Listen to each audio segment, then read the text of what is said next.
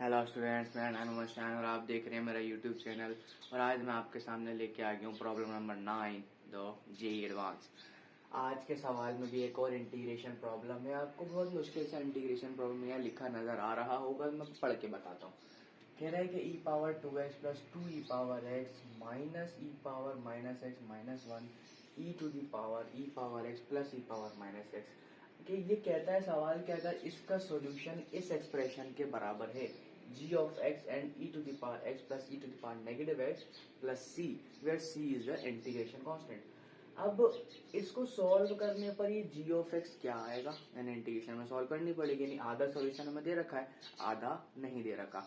उस आधे के अंदर से हमें क्या निकालना है, g of x, और उस g of x के अंदर जीरो पुट करके चेक करना है कि क्या रिजल्ट आता है। ऑप्शन आपके सामने गिवन है, इन चारों में से कोई ना कोई एक ऑप्शन जरूर होगा। अब इसको सॉल्व करने की कोशिश करते हैं और दिमाग लड़ाते हैं कि क्या इसमें चीजें आई है। कहता है कि integration of e to the power 2x plus 2 e to the power x minus e to the power minus x minus 1 and e to the power x plus e to the power negative x dx। This is the basically a question.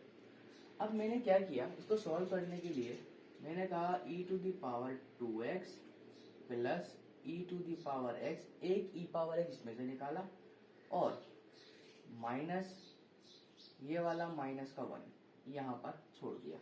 फिर मैंने क्या किया, e to the power x में multiply हो रहा था तो मैंने कहा e power x plus e to the power negative x and dx। फिर मैंने एक अगली टर्म और तोड़ी, जो जो यहाँ रह गए थे उसके साथ अलग तोड़ ली। वो क्या रह गया था, एक रह गया था ई पावर x और एक रह गया था माइनस का e to the power minus x, और इसके साथ मेरे ऊपर वाली टर्म को साथ रख लिया।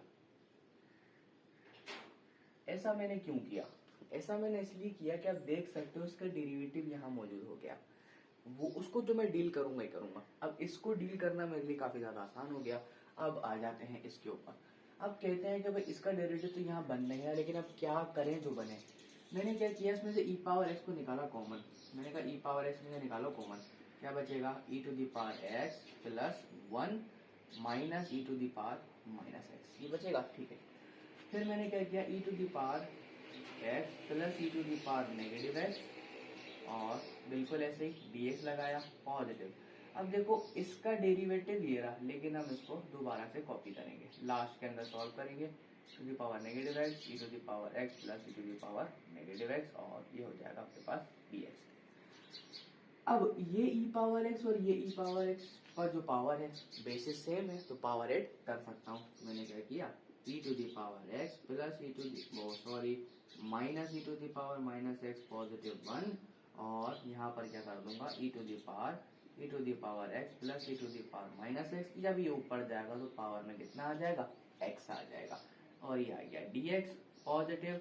मैंने कहा e to the power x minus e to the power minus x, और e to the power x plus e to the power negative x और dx। यहाँ तक हमने सॉल्व कर लिया। अब देखो दोनों के डेरिवेटिव बने हुए हैं, बस कुछ भी नहीं करो, लेट कर लो कि u इक्वल होता है इसकी पावर के e power x plus e to the power negative x plus x, और एक दफा और लेट कर लो कि t बराबर होता है e to the x plus e to the power negative x. Check करते हैं डी यू कितना आता है, ये आएगा e to the power x minus e to the power minus x plus 1। देखो मिलता है, और ये मिल गया है dx के साथ, कोई मसला नहीं रहा। अब इस तरह से dt भी करके देखते हैं। मैंने कहा e to the power x minus to the power minus x dx, ये भी मिल गया, यहाँ भी मिल गया। जब ये दोनों मिल गए तो ये हो जाएगा e to the power u du plus e to the power t dt। Tension not, इधर आ जाओ।